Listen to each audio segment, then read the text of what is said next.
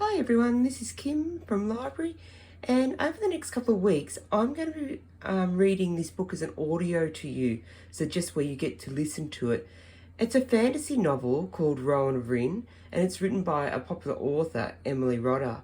Now this is only the first book out of a series of 5, so if you enjoy it, you can read the rest of the series. I'm actually not normally into fantasy, but I absolutely loved it when I read it many years ago. Now, it was written in 1993, and in 1994, it actually won the Children's Book Council of Australia Awards. You know, at Book Week where they're celebrated, they choose 6 books, and this one was voted the best. So, as I said, you're not going to be able to see anything, you're just going to be listening. And as you listen, you can lay back on your bed or sit up and listen or close your eyes, and you just create the images in your head as I read. A little bit about the book. Rowan doesn't believe he has a brave heart, but when the river that supports his village of Rin runs dry, he has to go on a dangerous journey to source what's happening in the forbidden mountain. To save Rin, Rowan and his companions must conquer not only the mountain's many tricks, but also the fierce dragon that lives at its peak. So that's just a little bit about it, so you get to know. There are some words that you might think, what's that? But as the story continues, or as I read it, you'll work out what they're talking about. Okay, chapter 1, The Meeting. One morning, the people of Rin woke up to find that the stream that flowed down the mountain and through their village had slowed to a trickle. By nightfall, even that small flow had stopped. The mill wheel lay idle. There was no water to turn its heavy blades.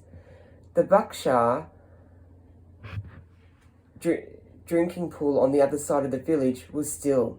No bubbling stream was stirring it into life and keeping it topped up to the brim. There was no change on the second day or the third. By the 4th day, the water in the pool was thick and brown. The Buckshire shook their heavy heads and pawed the ground when they went to drink in the morning and evening. After 5 days, the pool was so shallow that even little Anade, who was only 5 years old, could touch the bottom with her hand without getting a sleeve wet, and still the stream failed to flow. On the evening of the 6th day, the worried people met in the market square to talk. The Buckshire could not drink at all today, said Lan, the oldest person in the village and once the greatest fighter. If we do not act soon, they will die. Not Star, whispered Anade to her brother, who was a keeper of the Buckshire. Star will not die, though, will she, Rowan? Because you will give Star the water from our well. Buckshire cannot drink from our well, Anade, said Rowan. It's not sweet enough for them. It makes them ill. They can only drink the water that flows down from the mountain. It has always been so. If the stream stays dry, Star will die like all the rest. Anade began to sob quietly. The children of Rin were not supposed to cry, but Anade was very young, and she loved Star. Rowan stared straight ahead. His eyes were tearless, but his chest and his throat ached with sadness and fear. The sadness for Star, his friend, and the strongest and gentlest of all the Buckshire, and for the other great humped woolly beast, each of which he knew by name. But the fear was for himself and Anade and their mother, and indeed the whole village. Rowan knew, as Anade did not, that without the Buckshire there would be no rich creamy milk to drink, no cheese, curd and butter to eat. There would be no thick wool for cloth. There would be no help to plough the fields or carry in the harvest. There would be no broad backs to bear the burdens on the long journeys down to the coast to trade with the clever, silent Maras folk. The life of Rin depended on the Buckshire. Without them, the village too would die. Anade could not imagine the valley without the village. But Rowan could, reading old stories in the house of books, listening half asleep to Timon under the teaching tree, and most of all, sitting on the grass by the stream while the Buckshire grazed around him in the silence of the morning. He had often imagined this place as the first settlers must have seen it. Hundreds of years ago, they climbed through the hills, carrying few things they owned on their backs, looking for somewhere in this strange land that they could claim their own. They had come from far away across the sea. They had fought a terrible enemy.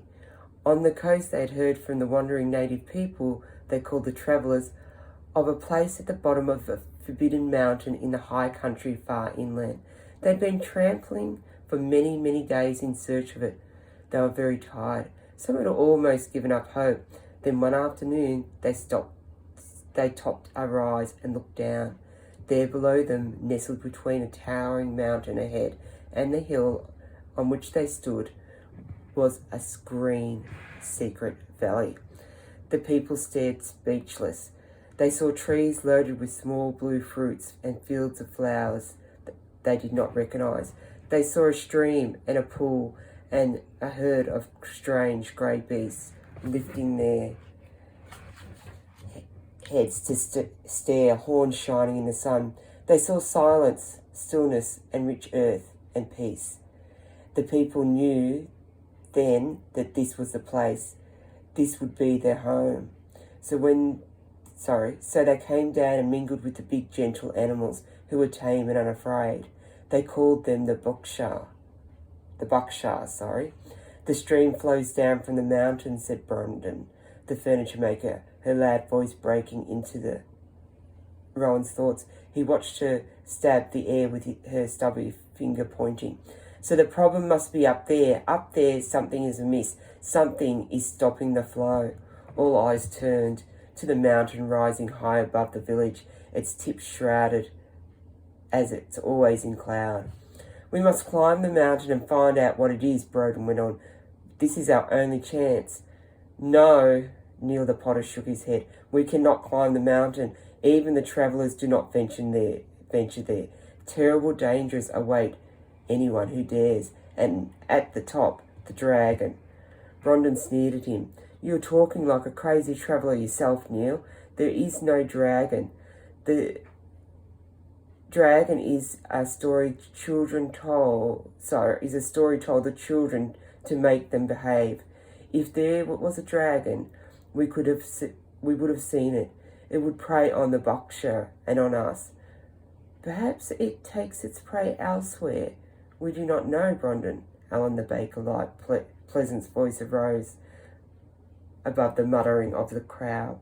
What if you will excuse me for talking like a crazy traveller, remembering that my father's one, and it is only to be expected. Let me remind you of what we do know. His usually smiling voice was as grim as he stared Brandon down. We do know that we hear it roar almost every morning and every night, and that we see its fire in the cloud. Brandon rolled his eyes disdainfully, but Rowan shivered. Tending the Buckshire in the cold and dark of winter mornings, and in the evenings when the sun had slipped behind the mountain, he had heard the sound of the dragon. He'd seen its fire too in the sky above the cloud. The Buckshire swayed and grew restless at these times. The calves bellowed, and the bigger beasts pawed the ground, flared their nostrils, and huddled together in fear. Even Star moaned when the dragons roared, and when he stroked her neck to calm her, he would feel the nerves jumping under her long, soft wool. Suddenly he realised something no one else seemed to have thought of. He must speak. Nervously, he rose to his feet. The villagers stared curiously at him. What could the boy Rowan, the shy, timid herder of the Buckshire, have to say? The dragon had not roared since the stream dried up, said Rowan. Not in the morning and not at night.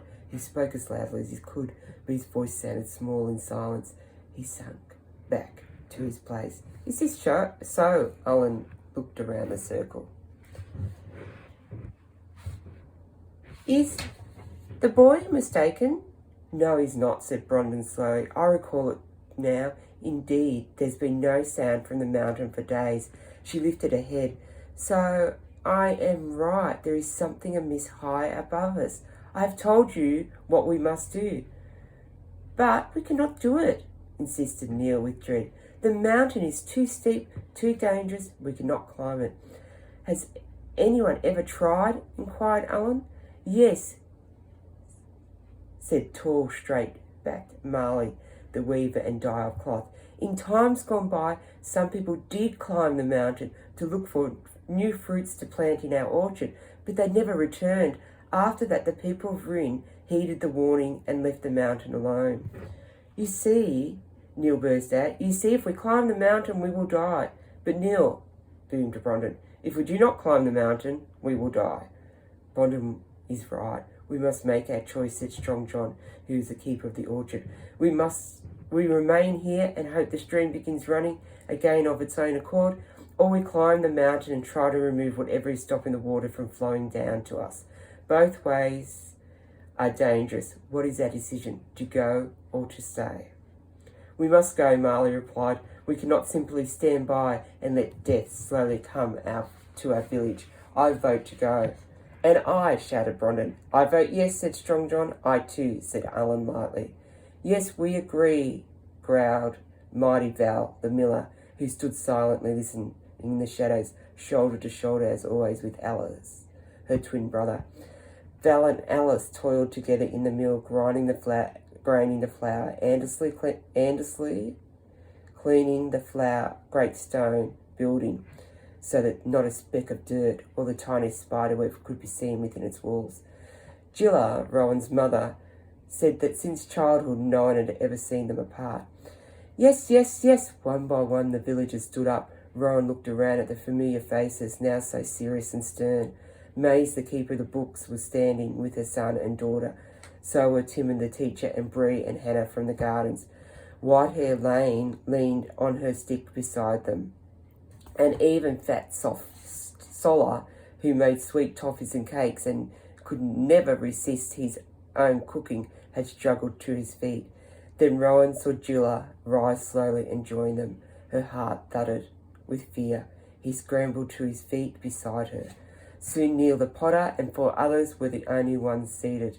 So it is decided, called Brondon triumphantly. We will arm ourselves and set out at dawn. Wait, said Marley. We must not go without consulting Shiva.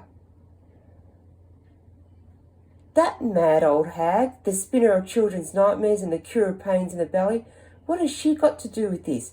Shiva is old, Brondon, but she's not mad, said Marley firmly, as anyone who'd been cured of illness by her remedies will tell you. Shiva knows more than herbs and spells. She understands the mountains as you and I never will. Shiva knows the way up the mountain, the secret way she was taught by the wise woman before her. We must ask Shiva to help us.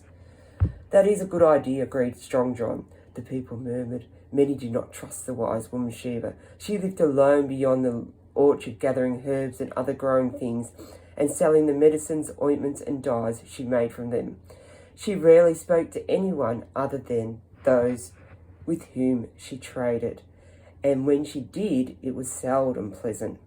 The children of Rin were a hardy crew, like all of their race, but they were afraid of Shiva and called her not wise woman, but witch.